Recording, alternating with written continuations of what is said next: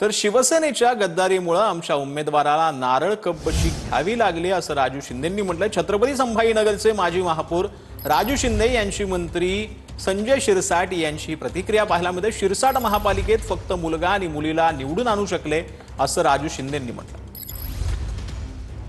इलाजाने भारतीय जनता पार्टींना पुरस्कृत ह्या अकाउंट मध्ये सचिन गरड असतील, लांडे पाटील असतील, गवळीताई असतील यांना पुरस्कृत करण्यात आलं आणि त्यांची निशाणी आहे नारळ आणि कपबशी। नारळ आणि कपबशीला मतदान म्हणजेच कमळाला मतदान हे तुम्ही समजून घ्या। आणि खालच्या गटामध्ये तिन्ही दोन आपले उमेदवार आहे, त्या दोन्ही उमेदवाराची निशाणी कमळ आहे आणि एका उमेदवाराची निशाणी नारळ आहे। म्हणून हे नारळ आणि कपबशी आपल्याला यांच्यामुळे आपल्याला घ्यावं लागलं, कारण यांनी आपल्या संग गद्दारी केली आणि याने युती ही काही सामान्य कार्यकर्त्यासाठी तोडली नाही। ही युती त्याने त्यांच्या भूमाफियासाठी, त्यांच्या पार्टनरसाठी ही युती तोडलेली त्याने। तर अमरावती जिल्ह्यातील नांदगाव खंडेश्वर येथे शेकडो लाडक्या बहिणी तहसील कार्यालयावर धडकलेल्या होत्या। ठाकरेंच्या शिवसेनेचे नेते प्रकाश मारोडकर यांच्या नेतृत्वात मोर्चा काढण्यात आला। 4000 लाडक्या बहिणींना हप्ता न मिळाल्याने बहिणी आता संतप्त झालेल्या होत्या। 15 दिवसांच्या आत हप्ता न मिळाल्यास रास्ता रोको करण्याचा इशारा यावेळेला देण्यात आलेला आहे।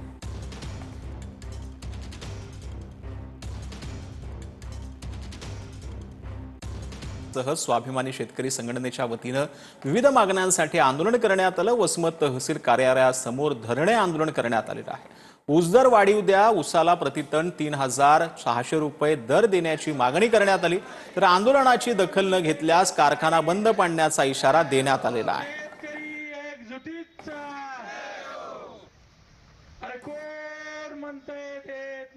पश्चिम महाराष्ट्रातले, कर्नाटकातले, गुजरात मधले आणि पंजाब सरकार मधले जर कारखाने 4000च्या वर भाव देऊ शकतात, तर माझ्या मराठवाड्याच्या सुपीक जमिनीमध्ये उगवणारा ऊस त्यांच्यापेक्षा जास्त प्रतीचा आहे।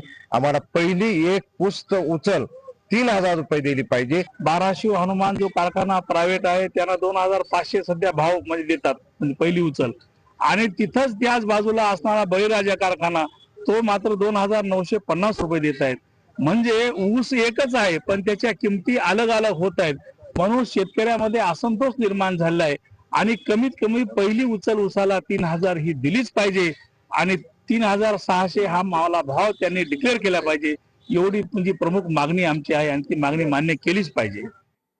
तर मुंबई महानगरपालिकेकडून घनकचरा व्यवस्थापन आणि स्वच्छता विषयक नियमावली जारी करण्यात आली आहे। नागरिक किंवा आस्थापनांनी नियमांचं उल्लंघन केल्यास दंडात्मक कारवाईची तरतूद करण्यात आलेली आहे। तर नियमावली अंतर्गत सार्वजनिक स्थळी थुंकल्यास 250 रुपये, कचरा टाकल्यास 500 आणि ओला व कचऱ्याचं वर्गीकरण न केल्यास 200, विनापरवाना राळा रोडा वाहतूक केल्यास 25000 रुपये दंड आकारण्यात येणार आहे।